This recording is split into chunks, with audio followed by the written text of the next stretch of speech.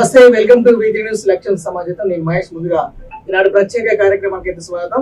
10 సంవత్సరాలుగా ఆర్యవేశ మహాసభలో జరుగుతున్నటువంటి గందరగోళంపై రాష్ట్ర వ్యాప్తంగా ఉన్నటువంటి వైశ్యులలో కూడా కొంతమేరకు అనైతికత, గందరగోళం సృష్టించే ప్రయత్నాలు కూడా జరుగుతున్నట్టు మనతో పాటు కొంతమంది వైశ్యులకు సంబంధించినటువంటి నాయకులు అయితే మనతో పాటు ఉన్నారు. ప్రస్తుతం మనతోనే మిడిదొడ్డి శ్యామ్ సుందర్, ఉమ్మడి మహబూబ్నగర్ జిల్లా ఆర్యవేశ మహాసభ అధ్యక్షులు, అలాగే తెలంగాణ రాష్ట్ర ఆర్యవేశ మహాసభ విచారణ కమిటీ చైర్మన్ మనతో పాటు ఉన్నారు.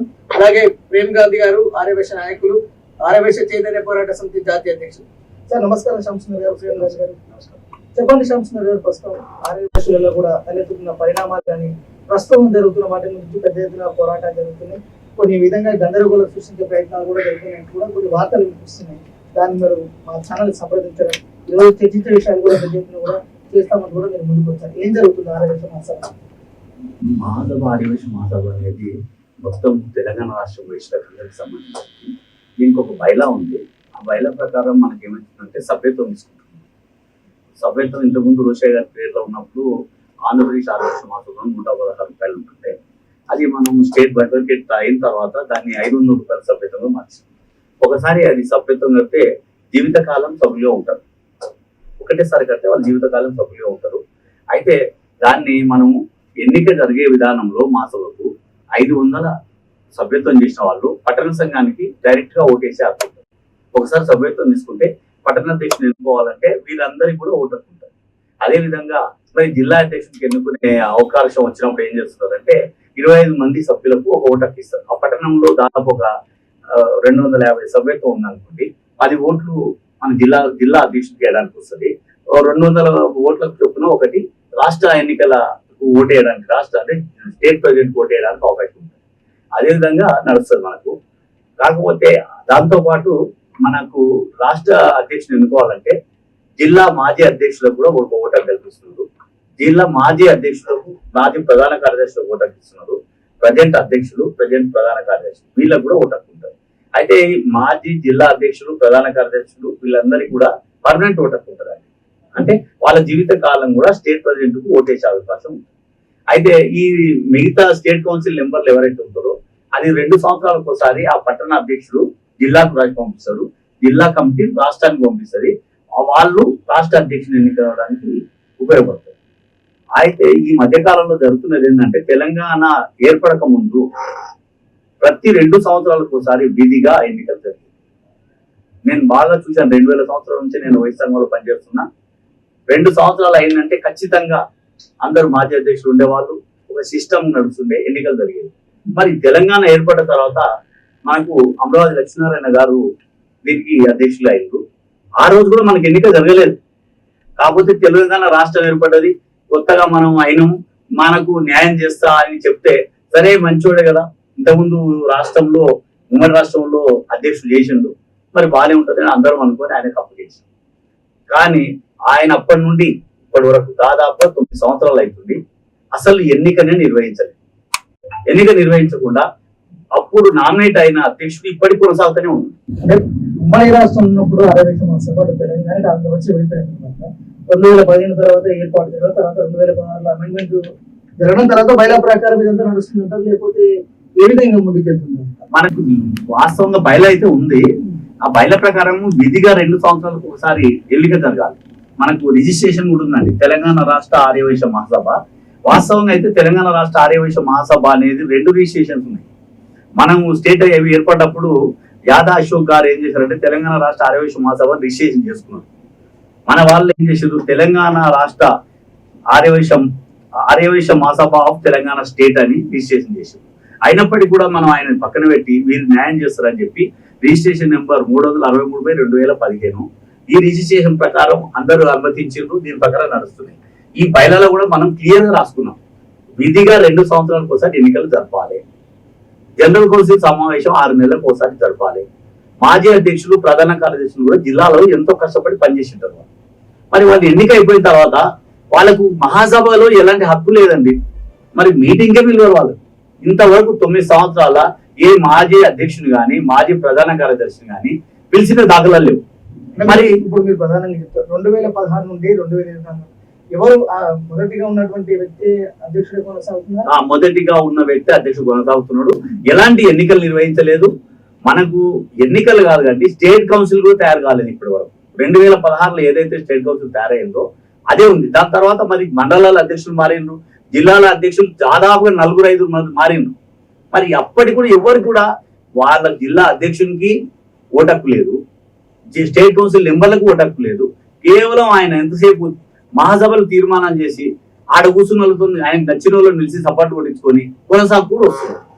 బయలాలో ఉందా ఒక 9 సంవత్సరాలు 10 సంవత్సరాలు ఏకకాలం? లేదండి, బయలా ప్రకారం ఖచ్చితంగా 2 సంవత్సరాలకు ఒకసారి విధిగా ఎన్నికలు జరపాలి.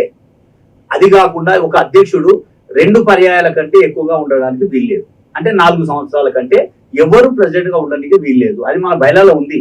అయినప్పటికీ దాని తుంగలోకి 9 ఏళ్ళు అయినా కూడా అతనే ఉన్నాడు. ఇప్పుడు ఆ 9 ఏళ్ళే కాకుండా ఇంకో 4 ఏళ్ళు ఉంటా అంటున్నాడు. 9 ఏళ్ళు ఉండడమే అనైతికం, మరి ఇంకా 4 ఏళ్ళు ఉంటా అంటే ఎంతవరకు న్యాయం? అదే ప్రియాంక గారు మీరు చెప్పండి, కంటిన్యూస్ గా 9 సంవత్సరాలు చేస్తున్నారు అంటున్నారు. ఎందుకంటే వీళ్ళు దీని గురించి మీరు ఏ విధంగా చూసుకోవాలి?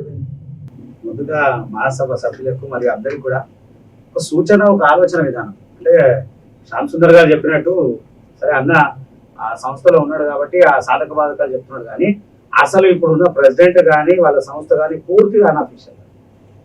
చట్టం ప్రకారము ఏదైతే సొసైటీ యాక్ట్ ప్రకారం జరగాల్సినటువంటి ఎన్నికలు ప్రతి 2 సంవత్సరాలు తప్పనిసరిగా జరగాలి. జరిగిన తర్వాత ఎవరైతే రాయకుండా ఎన్నుకోవాలి. కానీ వీళ్ళు రాసుకున్న బైలా మొత్తము వాళ్ళ ఇష్టానుసారం వాళ్ళకి అనుకూలమైనటువంటి బైలా రాసుకొని కొనసాగుతున్నారు.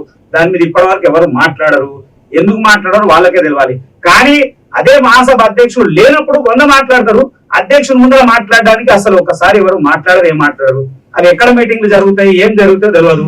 ఈసీ మీటింగ్ అంటే మీ పరిధిలో జరగాలి, కానీ జనరల్ బాడీ అయితే అందరికి తెలియదు, ఏ సభ్యులకు కూడా తెలియదు. ఇలా లక్షల మంది సభ్యులు ఉన్నారని వీళ్ళే చెప్తారు. కనీసం సభ్యునికి మెసేజ్ రా, సభ్యుడు వాడు ఉన్నాడా లేదా తెలియదు, సభ్యుడు ఉన్న సంఖ్య తెలియదు, ఏమున్నారని తెలియదు. ఒక ఎలా చిన్న చిన్న సంస్థలే ఎదిగి ఈ స్థాయిలో వచ్చేసి పూర్తి డాటా ఇస్తున్నటువంటి దాఖలాలు ఉన్నాయి. మరి ఇన్ని సంవత్సరాలు చెప్తున్నటువంటి చరిత్ర సంస్థలు అంటున్నాము, ఏమున్నది అంటే ఎక్కడ ఉన్నారు కొంగడ మారరు.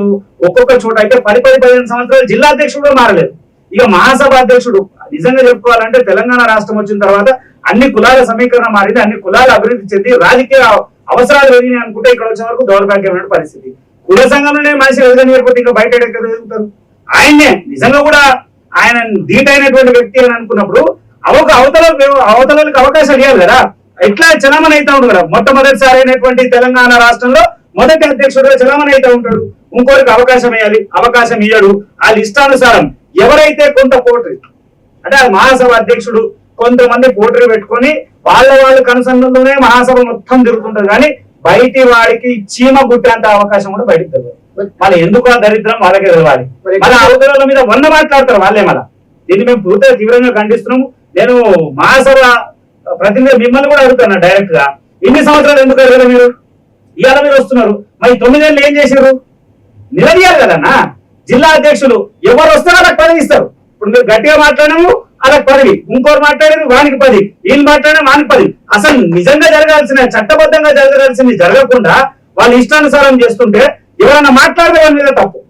ఎందుకు ఇది అంతా ఎక్కడ జరుగుతుంది ఇదంతా? ఎందుకు? ఏం లేదు, కొంతమంది పోటీ అండి మహాసభకు అనుబంధంగా ఉండేటువంటి ఆ ఎవరైతే అధ్యక్షుడు ఉన్నాడో అధ్యక్షుడు ఆల్రెడీ ఆయన ఉమ్మడి రాష్ట్రం ఉన్నాడు, అధ్యక్షుడు చేసిండు.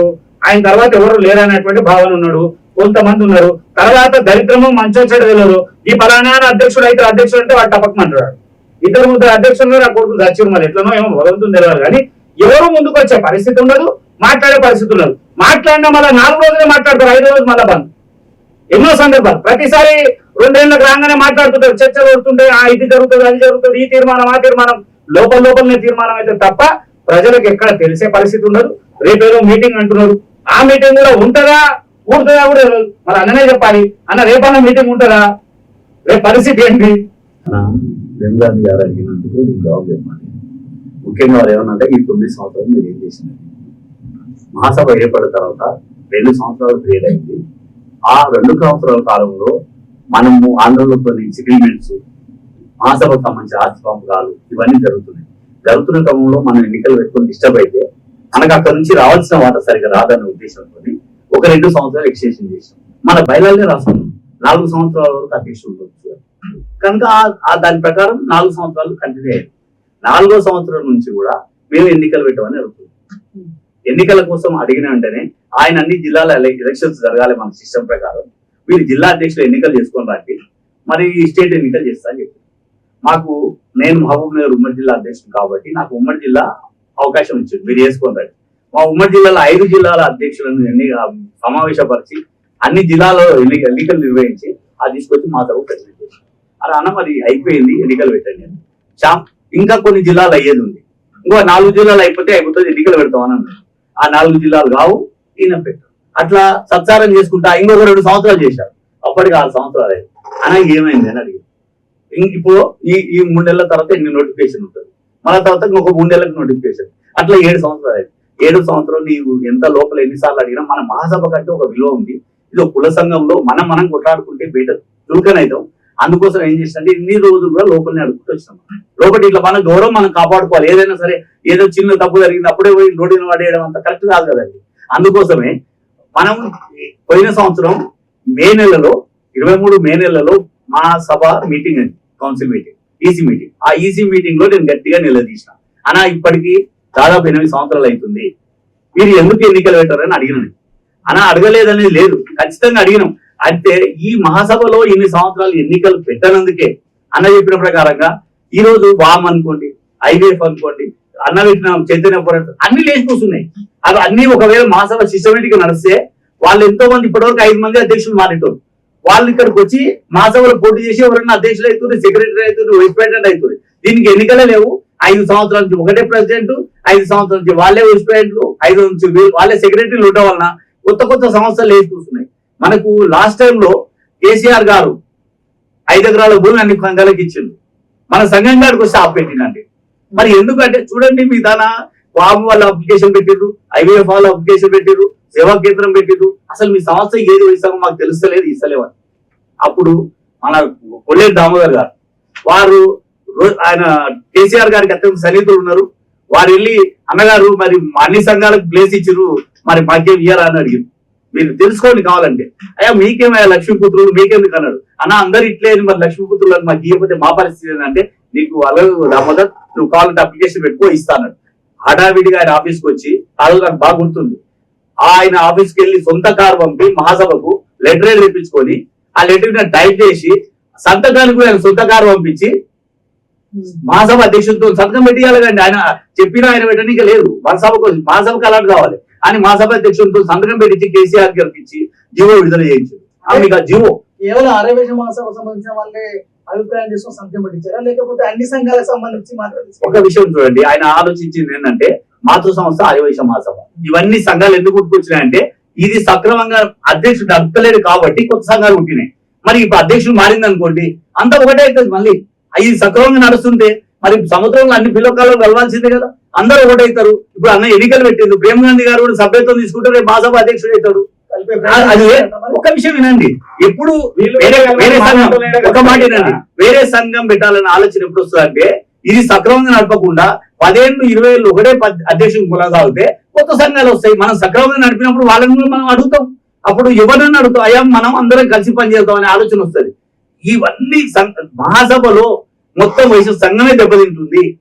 దీన్ని ఖచ్చితంగా ఎన్నికలు జరపాలనే ఉద్దేశంతోనే ఇప్పుడు మేము గట్టిగా దాన్ని ఉద్యమం స్టార్ట్ చేసాం. అని ఒక చిన్న సవరణ చెప్తే, సెక్రటరీ చనిపోతే జనరల్ సెక్రటరీ పెట్టినటువంటి సంస్థ మనది ఒకటే ఉంది. అవునా, నేను కాదంటలేదు, అడిగే దాంట్లో ఇప్పుడు మీరే పెట్టిరేది రిజిస్టర్ అయినటువంటి వ్యక్తిగా ఇందులో 2 చనిపోతే మీ అనుకూలమైనటువంటి అమిట్మెంట్ అన్ని చేసుకుంటారు. ఇందులో 2 వయ్యరు వాళ్ళ ప్లేస్ లో కొత్త పెడతారా, లేకపోతే వాళ్ళు ఉంటారా ఉండరా దాన్ని కూడా చేయాలి అన్న. ఇది 2016లో అమెండ్మెంట్ అయింది, దాని తర్వాత ఎలాంటి అమెండ్మెంట్ కాలేదు. అవునా, ఇద్దరు కూడా చనిపోయిన మనిషి ఉన్నాడు కదా, మీరు అడిగినట్టు దీంట్లో మిత్తిన్ వెంకటేశ్వర్లు గారు తర్వాత ఎల్లూరు లక్ష్మయ్య గారు వీళ్ళిద్దరు చనిపోయింది వాస్తవమే, మార్వాలి. అయితే ఏ సంస్థకైనా సెక్రటరీ చాలా ఇంపార్టెంట్. ఏది అసలు జరుగుతున్నది ఏంటంటే మేము మాట్లాడుతున్నది అదే, మీరు సెక్రటరీ పోస్ట్ పెట్టండి అని అనుకుని అడిగారు, పెట్టాడు ఆయన. ఇక మీరు సంస్థ అనుకోండి చెప్తున్నాను, ఈ రాష్ట్రంలో మీరే 4 ఉన్నా గానీ ప్రెసిడెంట్ సెక్రటరీ ట్రెజరర్ పెట్టుకుంటారే. ఇంత పెద్ద సంస్థ ఇన్ని వందల మంది అన్నారు, సెక్రటరీ లేడు. మన దౌర్భాగ్యమైన పరిస్థితి అది ఉంది. ఇక మళ్ళీ మాట్లాడితే మీరు 100 మాట్లాడతారు. ఇంకో చెప్పాను ఆ విషయం అన్న, ఇలా ఉన్న విషయాలు చూస్తే నవ్వుతారు ఎవరన్నా. ఏంటన్నా ఇది ఒక మహాసభ చేయాల్సినటువంటి రిజిస్ట్రేషన్ ఫార్మేట్ అనేది ఇన్ని తప్పులు వాళ్ళ ఇష్టం వచ్చినట్టు చేసుకున్నారు. ఏంటంటే ఇది దౌర్భాగ్యమైన పరిస్థితి. శ్యామ్ సుందర్ గారు ఏమంటున్నారు అంటే 4 సంవత్సరాలు అయిపోయిన తర్వాత కూడా కొత్త కమిటీకి సూచన ప్రకారంగా చేయమని చెప్పారు. రాష్ట్ర వ్యాప్తంగా ఉన్న జిల్లా కమిటీ వేసిన తర్వాత రాష్ట్ర కమిటీ వేస్తామని చెప్పేసి కూడా అంటున్నారు. ఈ నేపథ్యంలో రాష్ట్ర కమిటీ వేసిన తర్వాత జిల్లా కమిటీ వచ్చిన నూతన అధ్యక్షుడు జిల్లా కమిటీలు వేస్తారా, లేకపోతే జిల్లా కమిటీ అధ్యక్షులు ఎన్నుకున్న తర్వాత రాష్ట్ర కమిటీ అంటే ఇక్కడ 2 ఫార్మాట్లు. కొన్ని సందర్భాలు ఎట్లా అవుతుంది అంటే కాల పరిమితి పూర్తి అయిపోయిన తర్వాత అక్కడ జిల్లాల పరిస్థితులు బాగలేకపోతే నిజంగా కూడా చెప్తున్నారు, కుల సంఘం సంబంధించి సాధారణమైనటువంటి సభ్యులు కాదు. కుల సంఘాల్లో కొన్ని మండలాల్లో అసలు సభ్యత్వమే ఉండదు, బలమైన సభ్యత్వం. అక్కడ మండలాధ్యక్షుడు ఉంటాడు. జిల్లాలో బలమైనటువంటి క్యాడర్ లేనప్పుడు స్టేట్ ప్రెసిడెంట్ ఏ టైంకి జరగాలో ఆ టైంలో జరిగి ఆయన నిర్వహించాల్సినటువంటి అవసరం ఉంది. ఇక అవన్నీ సాకులు చూపిస్తారు. ఎందుకు? వీళ్ళ కాల పరిమితి పెంచుకోవడానికి. ఈయన ఇప్పటిదాకా ఉన్నటువంటి అమరావతి లక్ష్మీనారాయణ ఆయన కాల పరిమితి పెంచుకోవడానికి ఇక్కడ ఉన్నటువంటి సభ్యులందరినీ మభ్యపెట్టడమే. జిల్లాలో ఎంత మార్పు వస్తుంది, నాకు రోజు ఫోన్లు, వారం నుంచి కంటిన్యూ ఫోన్లు. నేనన్నా ఏ సందర్భంలో చేస్తాము, ఏం చేస్తాము? అసలు ఉన్నప్పుడేమో వీళ్ళే ముందర ఉంటారు, వాళ్ళే సంతకాలు పెడతారు, వాళ్ళే తీర్మానం చేసుకుంటారు. అది బయటికి కూడా రాదు కాపీ. ఇవాళ మళ్ళీ బయటికి రాగానే ముందు మాట్లాడతారు, లోపల ఏమన్నారు. నేను ఒకటే చెప్తా ఉన్నా, నిజంగా కూడా మహాసభ పేదల పక్షాన్ని నిలబడ్డది, ఆర్యవైశ్యుల గురించి నిలబడ్డది.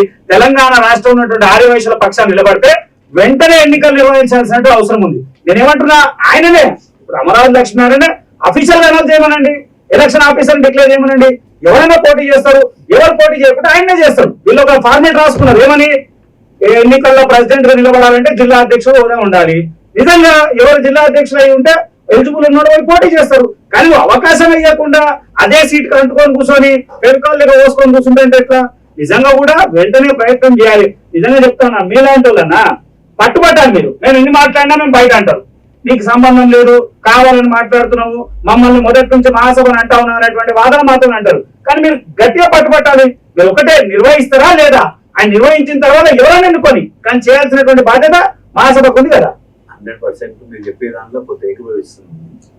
దానికోసమే మేము రెగ్యులర్ గా మీటింగ్ లో మాట్లాడుతున్నాం. ఆ సంగతి మీకు మీ దృష్టికి రాదు, ఎందుకంటే మీటింగ్ లో మాట్లాడే విషయాలు బయటికి రావు కాబట్టి.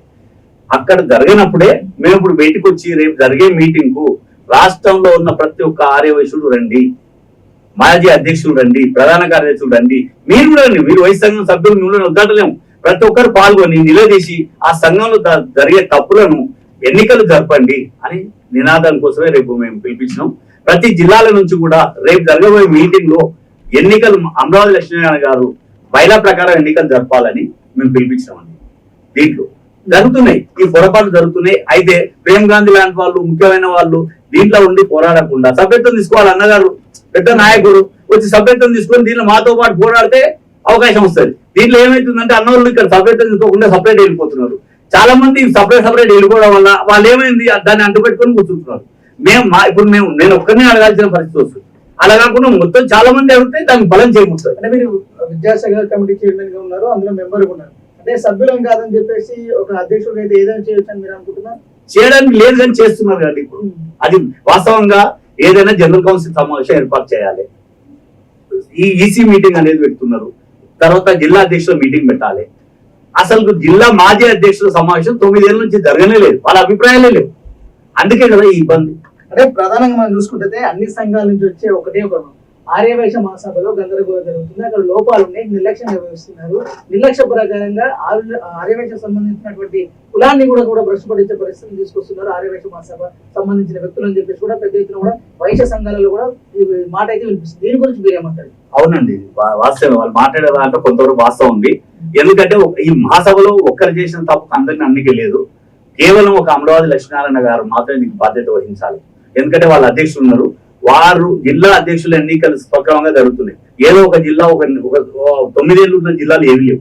2 సంవత్సరాలు లేకపోతే 3 సంవత్సరాలు ఉండొచ్చు, కానీ ఖచ్చితంగా 2 సంవత్సరాల నుంచి 3 సంవత్సరాల లోపల అన్ని జిల్లా ఎన్నికలు జరుగుతున్నాయి. మండలాల ఎన్నికలు దాదాపుగా జరుగుతున్నాయి, కానీ రాష్ట్రంలోకి వచ్చే వరకు మాత్రం ఎన్నిక జరగట్లేదు. ఆయన దానికి అడ్డు పెట్టుకుని కూర్చొని మహాసభ అనే దానికి విలువ లేకుండా చేస్తున్నాడు. దానికోసమే మేము ఈ పోరాటం చేస్తున్నాం. మేము ఒకటే ఏకైక నినాదం, ఆర్యవైశ్యులు అందరికీ ఒకటే చెప్తున్నాం, మహాసభ అనేది మన మాతృ సంస్థ, దాన్ని నిలబెట్టుకోవాల్సిన అవసరం మన అందరిపైన ఉంది. అందుకోసమే ఎన్నికలు పెట్టే వరకు అమరావతి లక్ష్మీనారాయణను ఎక్కడ జిల్లాలలో ఎక్కడ వచ్చినా కూడా ఆయన గౌరవం చేయండి, ఏ మీటింగ్ అటెండ్ కాకుండా చూడండి. అప్పుడు మాత్రమే మనకు మహాసభకు పిలుపు వస్తుంది. మహాసభ ఎన్నికలు జరిగినంత వరకు మహాసభ నాయకులను ఎవ్వరిని కూడా రాష్ట్ర వ్యాప్తంగా ఎక్కడ తిరగనీయకండి. అన్న మీరు చెప్పండి, ఎందుకంటే ఆర్యవేశ మహాసభలో కూడా అనుబంధ సంఘాలు కూడా చాలా వరకు ఉన్నాయి. ఈ ఆర్యవేశ మహాసభ అనుబంధ సంఘాలను కాదని ఒక్కరే ఏకచక్రాధిపత్యం చేయవచ్చు అంటే జనరల్ గా చిన్న సవరణ, ఆర్యవైశ్య మహాసభకు అనుబంధ సంస్థలు ఏవీ లేవు. వీళ్ళ వ్యక్తిగతంగా ఉన్నటువంటి ఏంటంటే యువజన విభాగం, మహిళా విభాగం తప్ప వేరే ఏమి ఉండవు అని అన్నాడు. మాలాంటి వాళ్ళు మీలాంటి వాళ్ళు సభ్యత్వం తీసుకోవాలి, మీలాంటి వాళ్ళు రావాలి. నిజంగా చెప్తాము, ఓ 10-15 సంవత్సరాల కింద మహాసభ దగ్గరకు వచ్చిన తర్వాత మేము ఆశతోని, ఆలోచనతోని, ఆర్థికంగా, విద్యాపరంగా, రాజకీయంగా వైశ్యుల్ని చైతన్యం చేయాలనేటువంటి ఆలోచనతో సంఘంలోకి వస్తే సంఘం పరిస్థితి ఏముందంటే దగ్గర కూడా రానిచ్చే పరిస్థితి.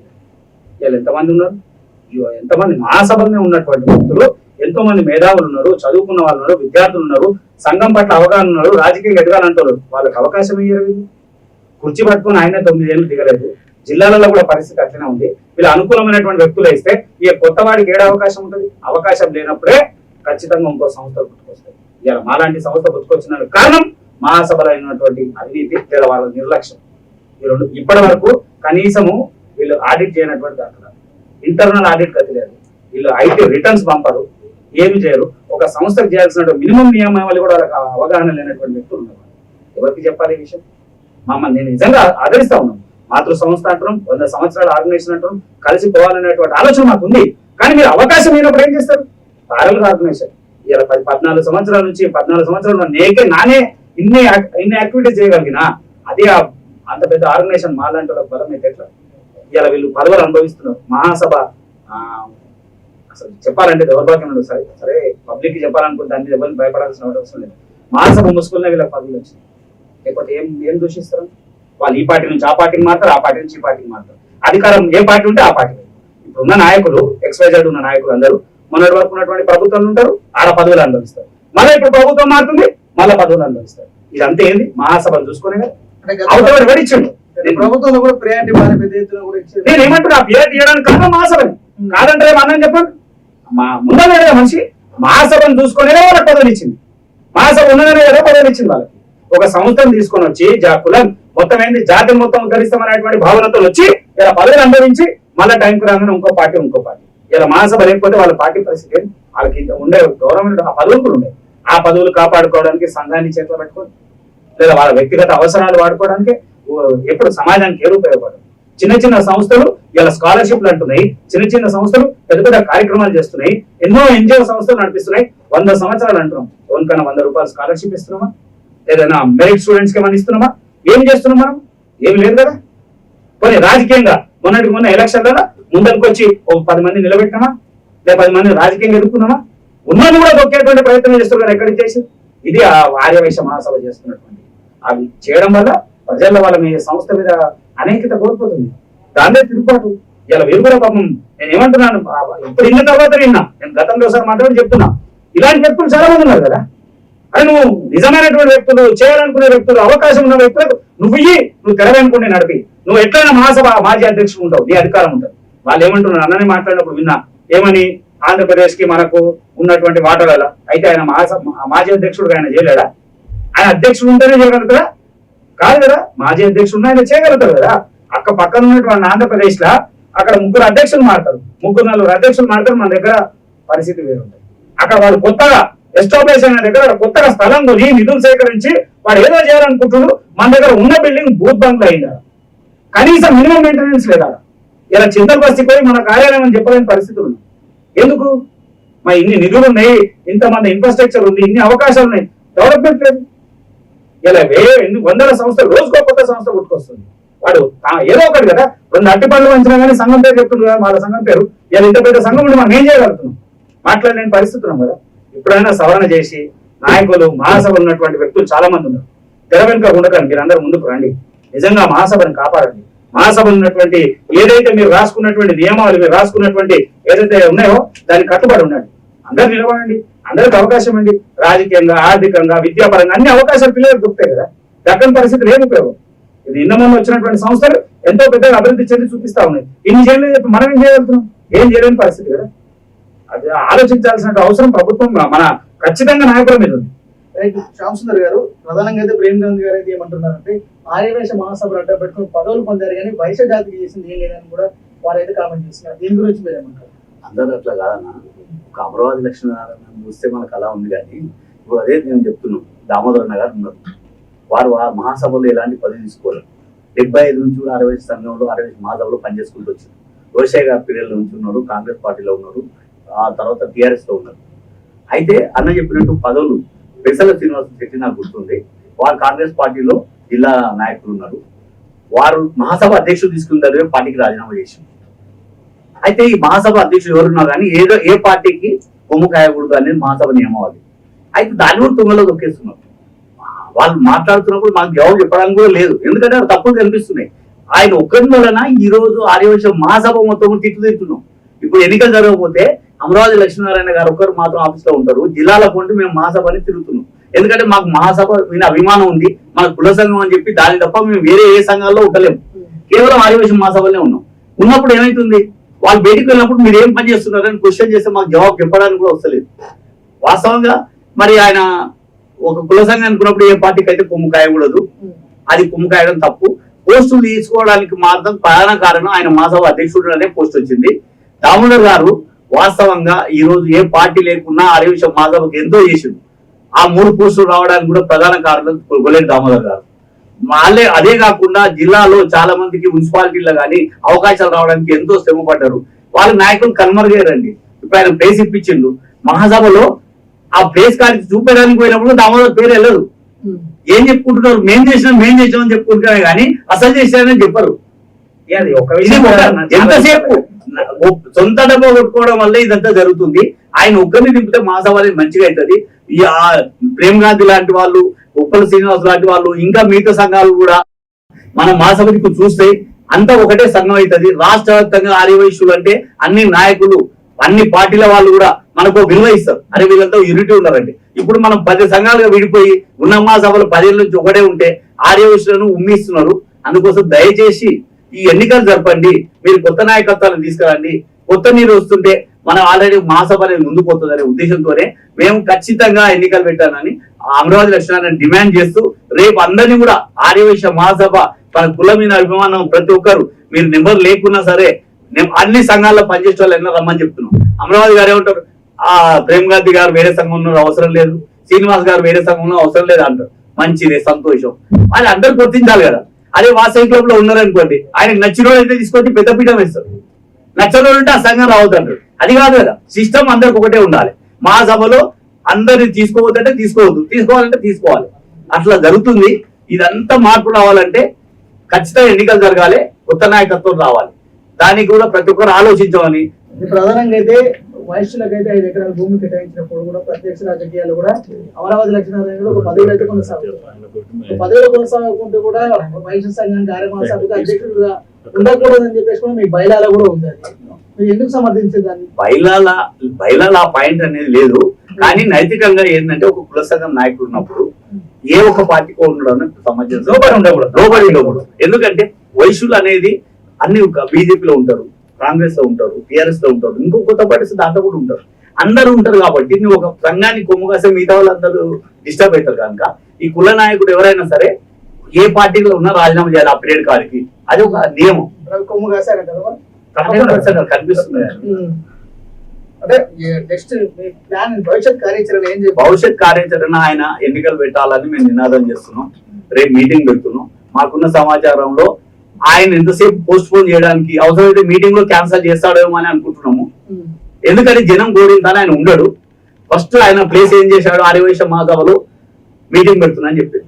ఆర్యవైశ్య మహాసభకు అందరు జిల్లా మాజీ అధ్యక్షులు, ప్రధాన కార్యదర్శులు అందరూ వస్తున్నారు, క్వశ్చన్ చేస్తారు మీటింగ్ లో. అంటే అక్కడి నుంచి తీసుకొచ్చి కర్మంగట్కు మార్చింది పెన్ విలేజ్ కి. అక్కడికి పోయి మంది వస్తారంటే మీరు ఎవరు రాకండి, మీరు 22 నాటి మాట్లాడతాం మహాసభ కట్ట అంటారు.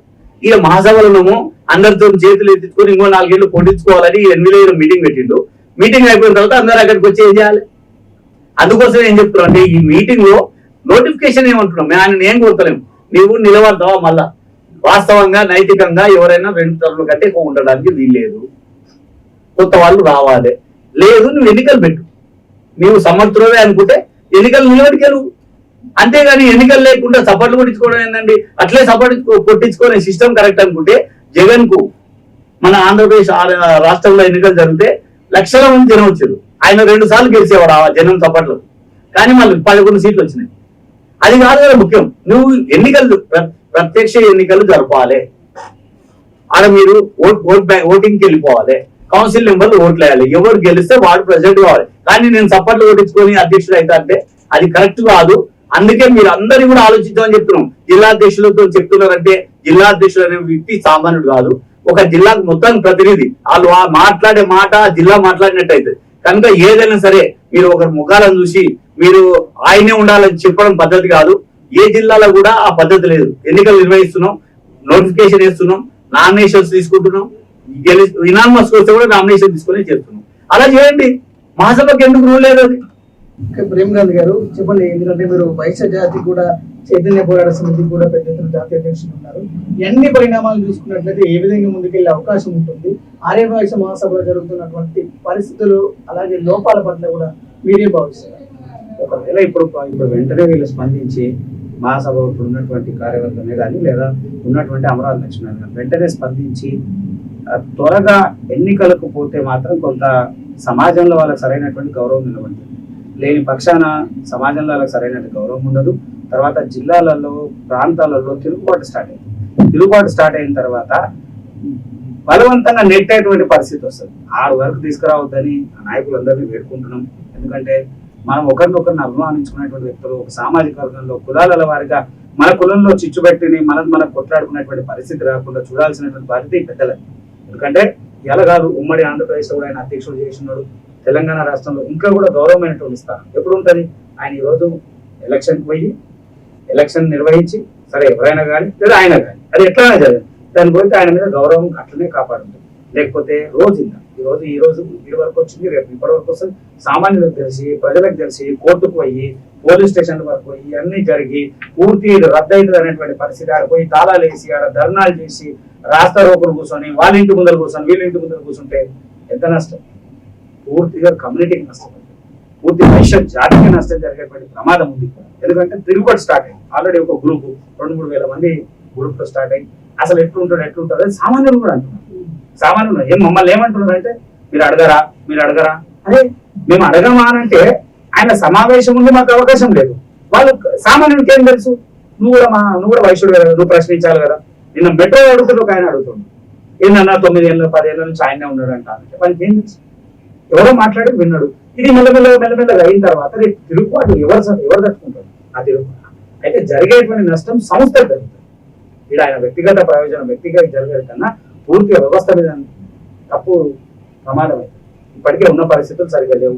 వెంటనే తేరుకొని వెంటనే ఎలక్షన్ నిర్వహిస్తే చాలా మంచిది. లేని పక్షాన భవిష్యత్తు పూర్తిగా ప్రమాదం జరిగేటువంటి అవకాశాలు ఇవ్వబడుతుంది. మీరే చెప్తా ఉన్నారు ఎక్కడికి వస్తే అక్కడ గెరావ్ చేయమని. గెరావ్ చేస్తే ఎట్లాంటి పరిస్థితి?